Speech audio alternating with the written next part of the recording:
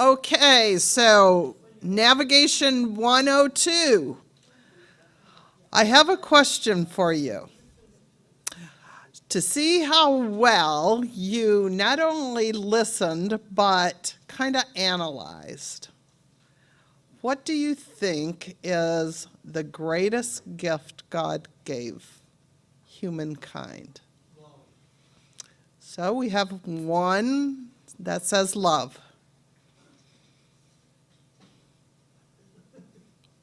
Yes? What? Free will. That's because you've been around me, you would say that.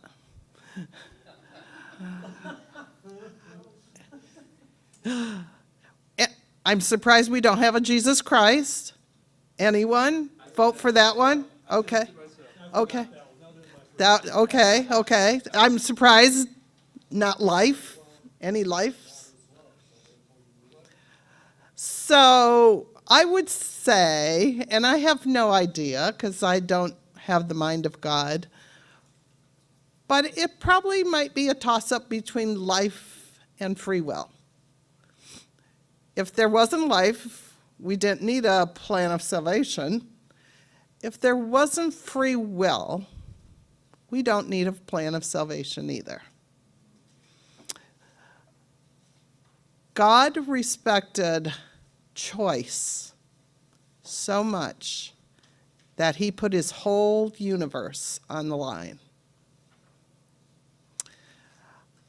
When we look at navigation, our respect for a person's decisions should be high, even if we think they're wrong. Even if we think they are wrong, God still respects people's decisions, their choices. So as we go through this, keep in mind what Marlene said about decisions. That bad decisions are not just people in poverty making bad decisions. People in bad decisions make them from the presidential suite all the way into the homeless shelter. There are bad decisions all the way. Smart people make them. People who have mental impairments make them. Everyone makes good decisions sometimes and not so good decisions. So one of the things you're going to always hear me talk about is giving the option of choice, because that is respecting the person just like God respects the free will issue. So here we go, Navigation 102. This is more the hands-on stuff. So you've been listening like good middle-class people do. And now you're going to start doing some of the interactions, which is also a good middle-class thing. When we talk about getting together with a neighbor, we're looking at, first of all, how do we get to know people? When you get to know people, what do you do? How do you do it? Sometimes it's Facebook. But a lot of times, good relationships are face-to-face, aren't they? So what I'm looking at is chatting with the person. So when you first get to know a person, you're going to have a very minimal amount of information about them. Probably their name and a very brief sketch of what's happening and maybe what they're hoping for from our church. That might be all you have. Hopefully you have a contact number so you can call them and meet up with them. And often it's a great place to meet up in a neutral setting. Say at Tim Hortons, just tell them, I'll buy your coffee or your drink and let's meet there at such and such time. Is that good for you? What's on your schedule? And So when you get there, you're first going to have to figure out who this stranger is.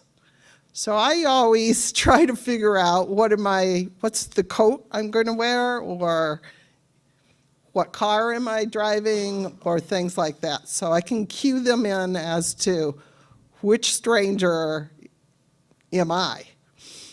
So those are just little tips that I've learned, so I don't have to go up to every person at McDonald's and say, "Are you so-and-so?" It's embarrassing. So you're chatting with them, and you guys are good conversationalists. So what do you start talking about? When you meet new people, what do you talk about? The weather. What do you like about this weather? Aren't we looking forward to spring? And you just go on from there. You might start talking a little bit about yourself. I wouldn't necessarily talk about all my degrees or my ambitions or my accomplishments. I would just stick to things like, oh, I have 2 grown children. I live out in the boondocks. I've been around this area for my whole life. How about you? And then start listening to them. So I have a couple of little things as you start listening to their story. And sometimes that's how actually I just say it in my counseling sessions. I just say, I want to hear your story, and let them go. I have as you start hearing their stories, I have a couple things here that might be of help to you. The one, plotting a passage to possibility, starts looking at dreams, goals, some things that are futuristic. The other one is made specifically for our compassion group. So if we were looking at this person, say they wanted to have some rent money, basically, most of this probably should be filled out. So as you hear their story, you can start plugging in some of the things in here. So keep in mind there's 2 different kind of interview helps. But the other thing you want to really do is listen and ask questions and do things like, wow, that's something, and on it goes, because everybody's story is really interesting. I've never met a story that isn't interesting. It always just baffles me. It especially baffles me how people get to Owasso. You were born in Texas? How did you get here? I don't know, but they do. So that's what we're talking about, the interview, which is the first thing. And when I start the interview, or at some place, it doesn't have to be when you're first chatting, but at some point, we need to make sure they understand this paragraph at the beginning. Not that you read it to them, but that they kind of understand where we're coming from. Because as a church, we're looking holistically at helping, at navigating people. We're not just looking at money. And they might want us just to look at money. So remember what we talked about? Marlene talked about hoops. In a way, we want to help them, but we want to do it holistically. We don't want to just focus on money. We want to help their whole life. And whole life means if they have medical things, if they have physical difficulties, if they have spiritual. And everyone has spiritual, by the way. If they have educational training or employment kind of things. We're looking at the whole picture, not just rent for this month. So if they're interested in coming alongside with us, And some people will be, and some people won't be. But what we want to do is continue to help them become more self-sufficient so they don't continue to have these kind of difficulties. So they do not have to go with navigation. However, the chances of them ever getting money from our church is pretty small because, once again, our compassion group is interested in the totality of the person. So they have choices. If they choose not to want to be navigated and to look at different options and things like that, that's perfectly fine. Once again, that's a respectful opportunity or choice they have, and we respectfully accept their answers. However, what will most people do, even if they don't want to be navigated? They'll go along with us anyway to get the money.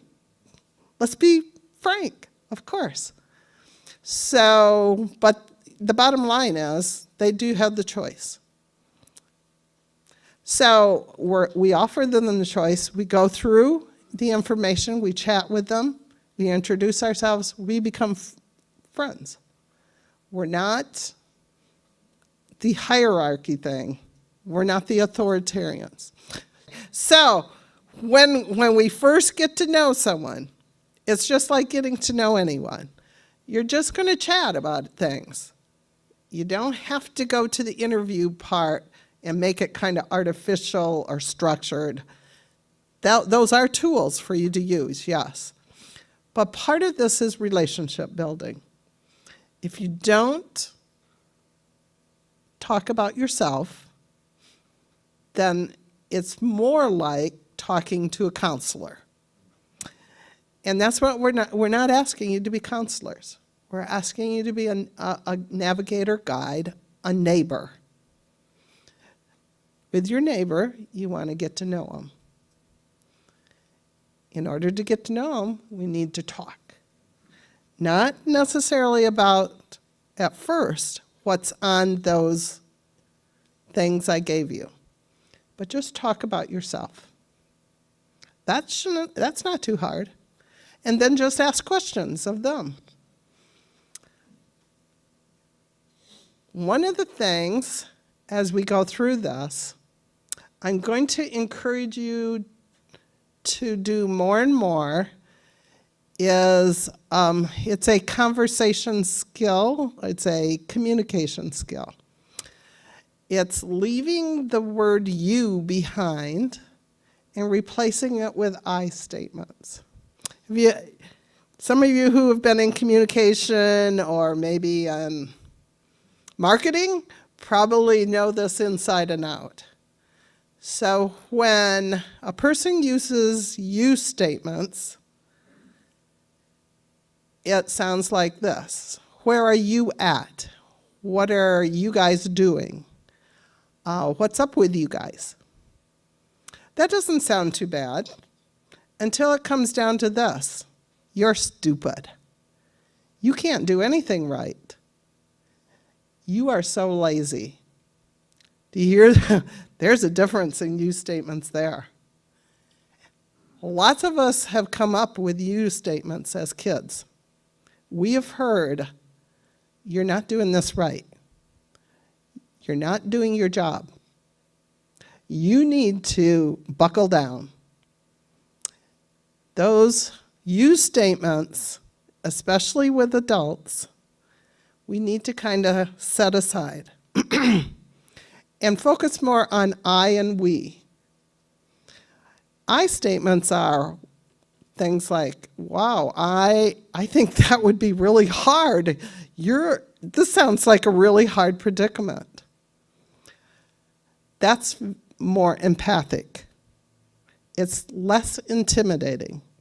You statements can go really fast into being intimidating and attacking.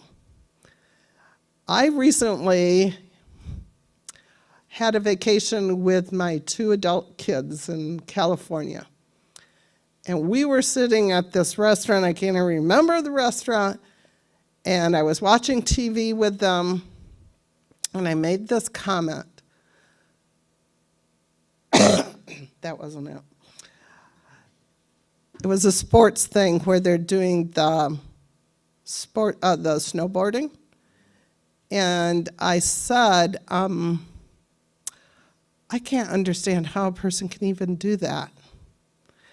And my kids said, yeah, all those Olympic sports, it's like, who can ever do those things? Gymnastics, it's like, nobody can do those things. These are super, super people. Now, I should have just left it there. But I said, but you know what? To let little kids do this and really go to a level means they're going to get hurt and have broken arms and heads and things like that. CPS takes kids away because they don't have a bed in the house. How can they possibly let a middle-class family do snowboarding at that level where they're going to get hurt? And all creation stopped right then. And we started hearing some you statements in my family. And I stopped myself and then thought, you stick to the I statements. And it leveled out. It got heated for a while. But it leveled back out, and we came back together as a family, and things mended.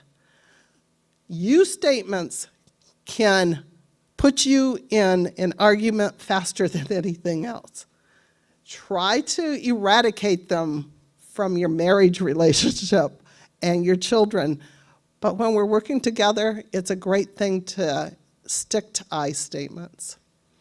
So that's just a little tip to work towards as you're doing some of this. I was wondering, how about if we try this? Hear the team building part there? Instead of, how about you go and try to stick through the I's and the we's. So that's a little tip.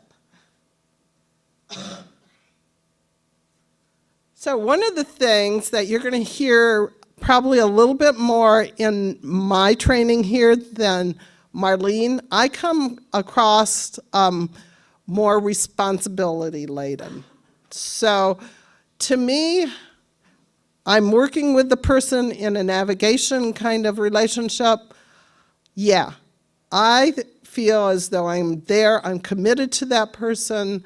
I'm not to do for or with them, or I am to do with them, but I'm not to do for them per se. But I expect that they will do also. So I expect them to be responsible. It's an expectation of mine. There are goals that are going to be set every single time that I meet with them.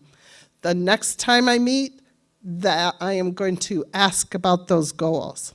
I will make sure they have those goals before they leave that day. So I have either written it down or they have on a sticky note, but they know what they're responsible for the next time we meet. So keep that in mind. This whole thing is predicated on working together as a team. It's also predicated on the idea that they're not children. We're looking at responsible adults. And so I have expectations. I also set boundaries. So be careful. We're probably never going to pair up a male and a female. It's always going to be female and female, male, male. But set your boundaries. You do not need to go to their house. They don't have to come to your house. You have to feel comfortable. A neutral setting always, I think, is best at first because you don't even know this person. So Tim Hortons or someplace where you can afford to buy them a burger or whatever. Meet there and keep it neutral. You're going to have to make decisions on, at times, transportation. If they don't have any transportation, is that a boundary for you? Can they walk? Is there a restaurant that they can walk to? Or can you come and pick them up and take them to Tim Hortons? Those are issues you need to think through. What's your boundaries? What are you comfortable with? See, my boundaries as a social worker, I go into places all the time and I don't feel endangered because I've just done all that quite a bit. But if I start feeling little prickly things, I get out of there. So knowing your boundaries is important for your own safety and the safety of everyone. So once again, think about boundaries as you go through this. Neutral places that are public are the best, especially at first. And then just common sense. Don't avoid getting yourself in situations where there's a male-female only around, and if they were supposed to be there and wife got delayed, then just just leave the husband there and say, I'll circle on back and pick her up at the house in 15 more minutes or whatever. So just take precautions sometimes about that. So when you look over the interviews, there's going to be some important things. That comes after the chatting. Interviews, you start gathering the information. So what typically happens is a person calls up Julie at our office and says, we're about to be evicted. I need $550 for my rent. And Julie says, we have a system here. And she explains the system. When Julie takes the initial information, she has a little interview that she goes by. So she's collecting all that contact information. And then that goes on to pastor. If we have a navigator at that point, we pair them right up. But if we do not, then we can't really do it at that point. So part of the reason of this is to get some more trained individuals that are willing to help out with some of the navigation. So questions, first of all, on that first meeting, how did it get to know each other, and then slide into the interview sheet. Any questions on that? Not every single answer has to be put in there necessarily, but there are some, most of it probably needs to be covered with the individuals. It also helps to get them to know them. So you're asking how many kids, what are their ages, what's their names, perhaps what schools do they go to. You're asking about employment, income, what other kind of bills do you have? So they've already told us they have a rent problem, but are there other ones? There usually is. So we want to know the whole picture. And we want to know, how did you get into this spot? So that's one of the questions on there. And a lot of times it's things like, geez, I had an accident at work. I was out of work for 6 weeks, and I just haven't been able to make up the bills. That's a pretty typical one.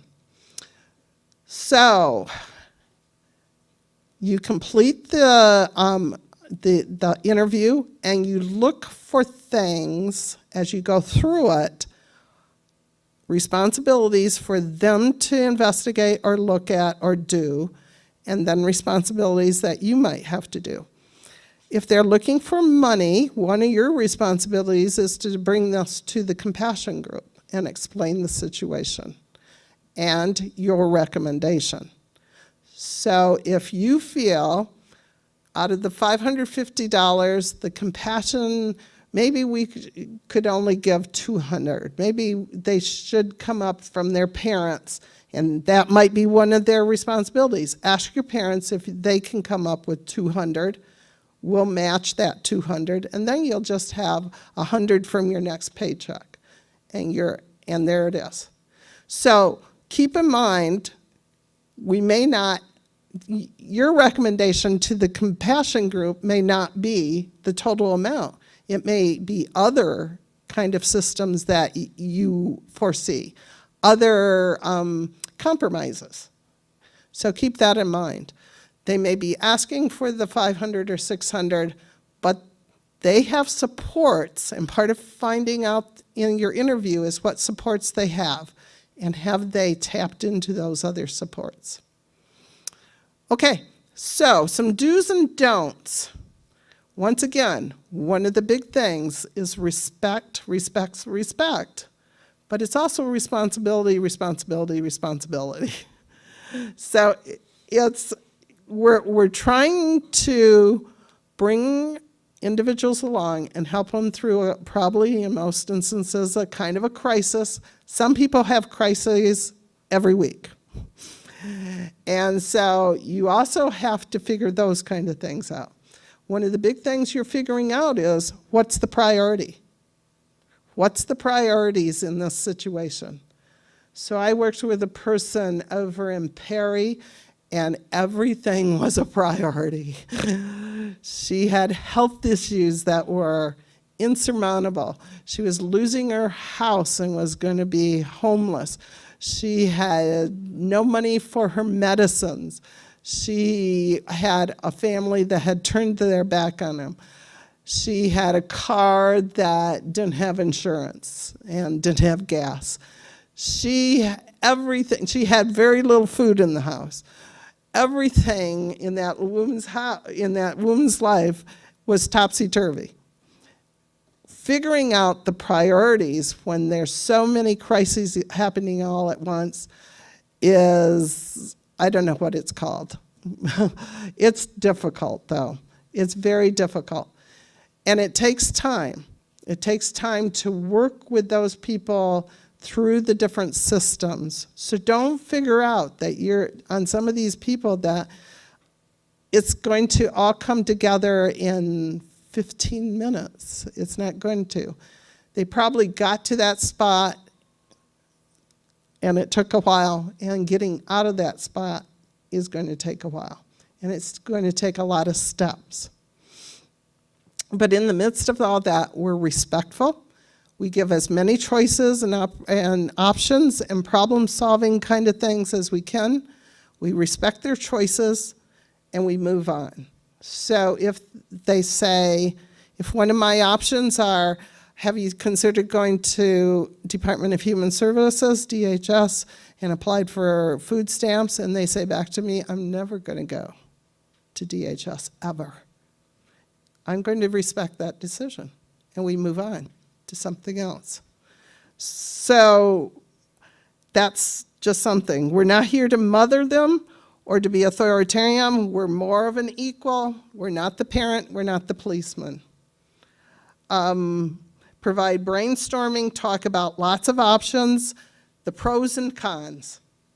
So one of your case studies here is about a young lady, and we are a lot pro-life in this room, but she is considering not a pro-life option.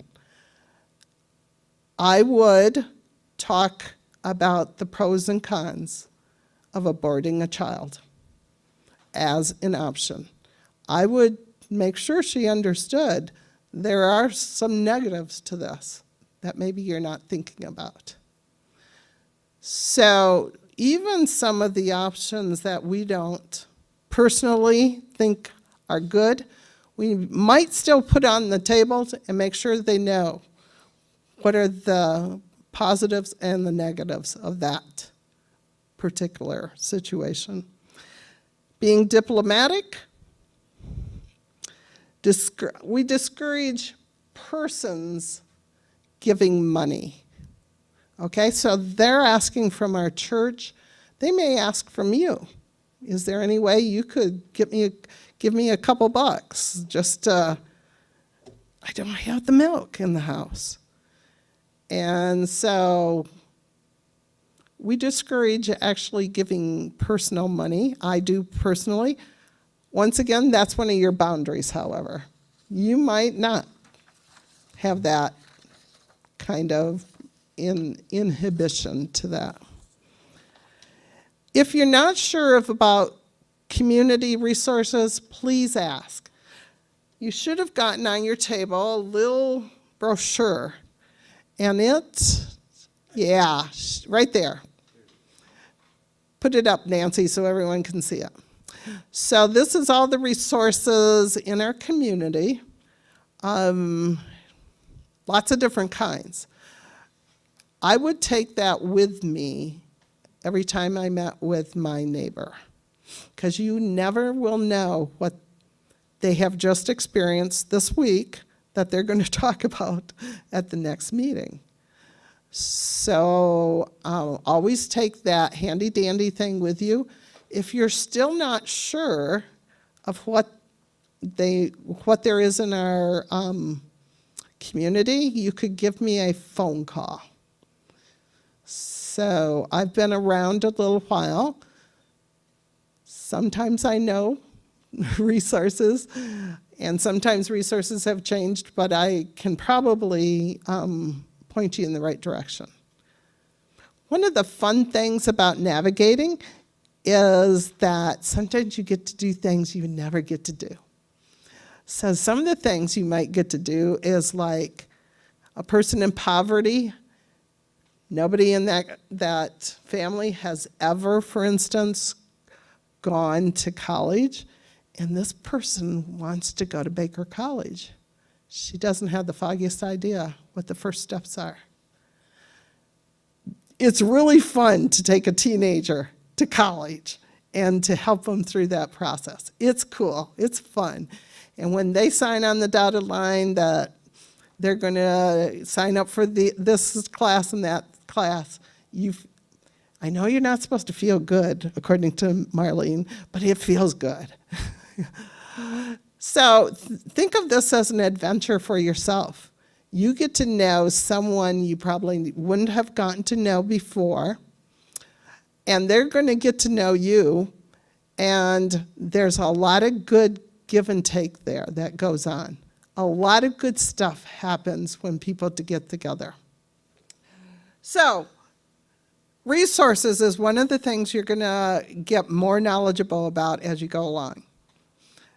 We also, part of what our church wants to get involved in is individuals within our church that have skills and a willingness to help people. So we call them kind of like resource people. So people who understand car repairs.